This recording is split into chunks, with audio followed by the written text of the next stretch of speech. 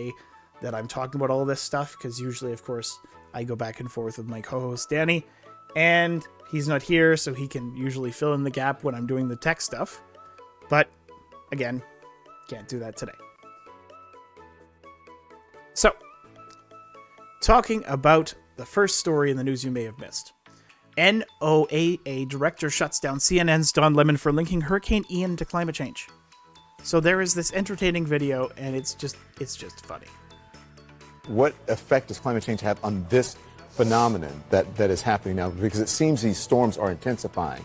That's the question. I don't think you can link climate change to any one event. Okay. On the whole, on the cumulative, climate change may be making storms worse, but to link it to any one event, I would caution against that. Okay, well, listen, I grew up there, and these storms are intensifying. Something is causing them to intensify. Yeah. You can't just say, well, I grew up there, and so my subjective interpretation of what's going on is saying that they're intensifying, is saying they're getting worse. Guess what? There was basically 0 significant hurricanes in the past 2 years, aside from Ian. And so if we're saying, oh, they're intensifying and they're getting worse, wouldn't we also see more of them? No, that's because you're trying, just like the studies that we talked about before, you're trying to push your narrative ahead of the science. So Jamie Rome joined Lemon on his show to discuss the expected impact of Ian ahead of its landfall in Florida, with the Liberal host questioned how climate change is impacting the hurricane. Can you tell us what this is and what effect climate change has on this phenomenon? Lemon asked in regards to the storm's rapid intensification. He brushed the question aside. We can come back and talk about climate change. I'm talking about the here and now. You didn't talk. I'm just trying to get. You said you don't want to talk about climate change. What effect is climate change? That's the question. He then warned the news anchor against crediting climate change for any singular event. On the whole, on the cumulative, climate change may be making the storms worse, but any link to one event, I would caution against that. You cannot say that any of this is linked to these grandiose hypotheses of climate change. Like, the climate agenda has been struck down over and over and over again because they keep saying that these grandiose world-ending hypotheses are linked to the end of the world. Yes, the climate is changing. Yes, the environment is being altered. Is it being done by human effects? Very little. Will it have a massive effect if we change our greenhouse gas and our carbon emissions? Nope, it won't. Even by most generous assumptions, if we eliminated pretty much all carbon emissions, became carbon neutral, we would have an impact in the next 100 years on the average temperature by, I believe, about 0.2 or 0.3 of a degree. That's not enough to justify the millions upon millions that would die. Because if we went to carbon neutral, just like what's going to kind of happen in Europe this winter, there will be hundreds of thousands, if not millions, dead because they will not have adequate supplies of energy because they're not going to have access to oil and natural gas because of the pipeline that just blew up. We're going to address that in a couple stories.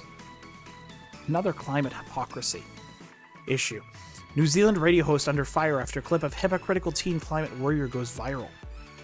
New Zealand radio star is under fire for lapping at a climate activist who said that people should avoid unnecessary air travel just months after she herself had flown to Fiji. So a teenage activist mom wrote a furious letter complaining that her 16-year-old daughter had been bullied by News Talk's ZB, or ZB, I don't know how to pronounce what they're trying to do because I've never heard of this station before, drive host Heather Duplessis Alan, and Greens MP Julie and Genter described the radio host's interview as BS. So this is the interview, at least the first section of it, because it's just so funny. For example... So we would have to apply to have, like, approved events to be able to fly for? Well, that's one thing that you could look at doing. Am I allowed to go to Fiji? Is that necessary? In the current climate crisis, I don't think that that's necessary. When was the last time you were on a plane? I'm not sure. Maybe a few months ago, to be honest. Where'd you go? Fiji. Izzy! Izzy! Don't you care about the climate, Izzy? Of course I care about the climate. No, you don't. No, you don't. Because it's all hypocrisy. Every of these mainstream, highlighted, celebrity climate change activists, every single one of them, does not act it out in real life. Greta Thunberg didn't, and this person, Izzy Cook, who is basically the New Zealand version, or the Australian version of Greta Thunberg, is not following it either. Because they don't believe their own BS. They want rules for thee, but not for me, because I'm my own person, and I can act however I want as long as I tell the pitiful masses what they're supposed to do. So, Izzy's mother said Duplessis Allan did not give an S about climate change, and she should be ashamed of how she bullied my daughter. I'm assuming this is saying my and not by. She claimed the radio host had staged a gotcha moment. It's not a gotcha moment to say, so you're saying ban this? Yes. Okay, what did you do? Well, I did that. It's just hypocrisy. And of course, according to one Twitter user, she wasn't bullied. She was mocked for her hypocrisy. Yep, they just don't want to be mocked because they don't want to be called out on their BS. They don't want to be called out on their hypocrisy because that exposes them. And they cannot live with being exposed for the frauds that they are. Another organization which I wish was exposed for the frauds that they were, NATO.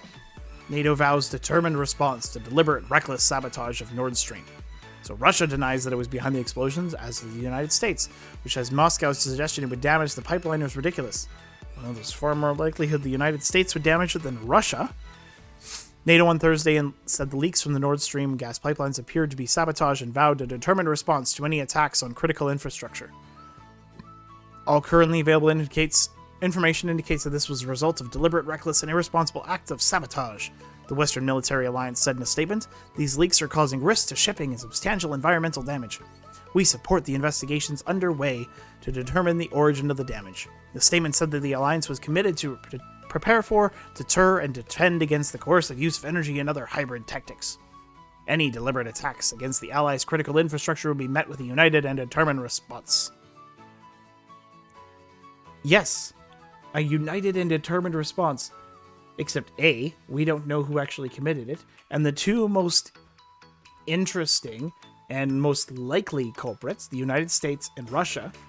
The United States far more than Russia, because the United States actually makes a little bit of sense. It's just pure dang nasty evil. And then Russia is just stupid. Let's just break this down. If you didn't watch it, we covered this on Tuesday, and we actually did a more deep dive into this, which is a brief rendition, brief cover-up, recovery, and summary. If the United States did it, yes, it takes away the bargaining chip from Russia, but it also victimizes and exposes Europe to a lot of energy instability and potentially many dead from inadequate supplies of energy and choosing to either heat or eat, as people in Canada were forced to a few years ago when they had their own energy crisis in Ontario. If Russia did it, then Russia is trying to assume that the idea is that, oh, well, this is a false flag event. We're going to accuse NATO, we're going to accuse the United States of doing this, and then we're going to try and encourage more individuals to come into the war effort so that they don't have to have a draft to enter into the war against Ukraine or potentially against NATO in the future. But that would be exceptionally foolish, because why would Russia want a war with NATO? Like, Russia doesn't mind the brinksmanship with NATO. Russia enjoyed having the option of cutting off the supply of energy in coal and natural gas to Europe, because that was their trump card. Because they could say, yep, you can't sanction us, you can't do anything to us, because if you do, then we'll cut off your supply of energy and your people will freeze. Interesting, of course, that this happened almost to the day that another pipeline was announced that would go to Europe, which makes the likelihood of this being from a NATO country, or especially from the United States, all the more likely. And they probably planted it a while ago, and then when there was a Russian naval vessel in sort of around the area, then it's like, well, this is a good time, makes it look like the Russians did it.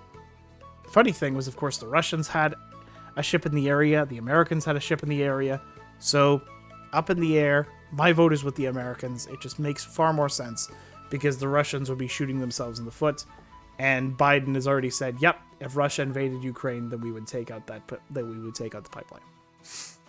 But speaking of Joe Biden being an idiot, Joe Biden asks for dead Congresswoman in gaffe during speech. The United States president appeared to forget that Jackie Walorski, the former Republican representative for the state of Indiana, had died in a car crash in August.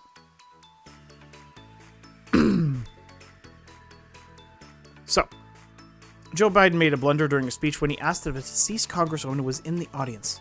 The United States president made the gaffe at the conference on hunger, nutrition, and health after apparently forgetting that Jackie Walorski, the former Republican representative for the state of Indiana, died in a car crash in August. He looked around the room in Washington and said, "Jackie, are you there? Where's Jackie? She must not be here." The blunder saw White House Press Secretary Karine Jean-Pierre field a flurry of questions during the press briefing that followed.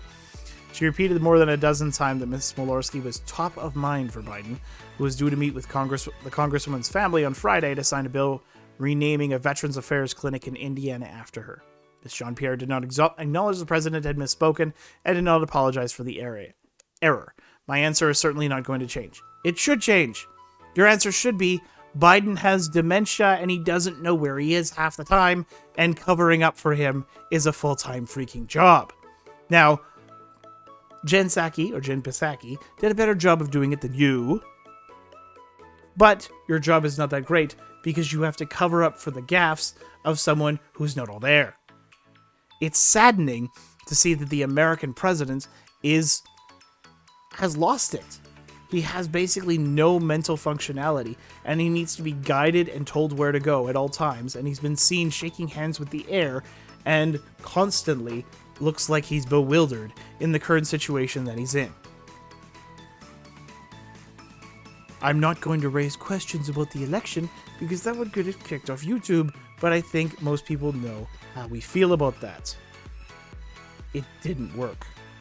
It doesn't work. It didn't happen. But that's all that's going to be said about that. But, speaking about stupid stuff that happened in the United States, freaking cool! Lizzo plays James Madison's 200-year-old crystal flute. Crowds went wild as the singer played a few notes on the former U.S. president's flute on stage at the Washington concert. At a concert in Washington on Tuesday night, Lizzo paused her performance when a woman came on stage with a flute. Wearing a glittery bodysuit, the singer held the instrument carefully. "Wow," she said, holding it up to the audience. Lizzo explained, "It's crystal, it's playing out of a wine glass." She proceeded to play a note. As the crowd went wild, Lizzo trilled the flute while twerking. "I just twerked and played James Madison crystal flute from the 1800s, she told the audience after returning the flute. "We just made history tonight."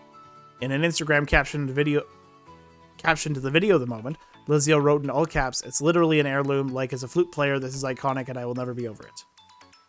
So, this goes over the history of the flute, but that's not really necessary because talking about the event, twerking while holding an element of history. She's essentially saying, I'm claiming, or our modern society is claiming this item. We're claiming this history, and then we're defacing it. Our modern society has perverted and twisted and defiled so much. Like, she wanted, and those who were planning this event wanted to cause controversy. They wanted to say, well, there's this big, obese black woman who's twerking, who's being overtly sexual and basically wearing half of nothing. I'm not going to show the video because what she's wearing is disgusting. It's basically this like thong bodysuit where you can see half of her butt, which is not appealing on a woman of her size. Now, of course, we shouldn't be encouraging people to be wearing bodysuits like that no matter what their size are, because that's sexualizing.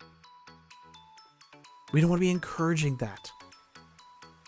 It encourages the dysfunction and the breakdown and the degradation of our society. We want to be a moral and a just and a civil society. Whereas this is just saying, well, we can do what we want because we take over history. We can do what we want because we are the new class. We're fighting for what we get, what we're entitled to have. We can break down society and we can break down culture because we're better. No, you're not. You're not better. You're encouraging the moral destruction of not only North America, but the world. The more, like, if she had just posted the regular video that she had played, where she went into the Library of Congress and she played the crystal flute, wearing what she's wearing in this, which is totally non-controversial, that would have been fine. Because she actually has skill as a flautist. And she would be respecting the history. She would be respecting the accomplishments. Even though James Madison, yes, he had slaves. But in writing the United States Constitution, in writing and being a part of the development of the state of the nation of the United States, he built something truly great. And yes, he was gifted this flute as a tribute to his accomplishments. And all this was saying, yep, this is our way of reclaiming history. And twisting it and manipulating it to our culture. I'm not going to have that. Nobody should have that. I encourage you to actually watch the video of her playing it in the National Library. She's actually quite good. But when she's trying to sexualize, when she's trying to pervert, then she loses everything that... all her ability. She didn't showcase how good of a flautist she was in that video. She played 2 notes and then shakes her butt. That's all she did. She's like, I just made history because I twerked while holding a knight invitation. No.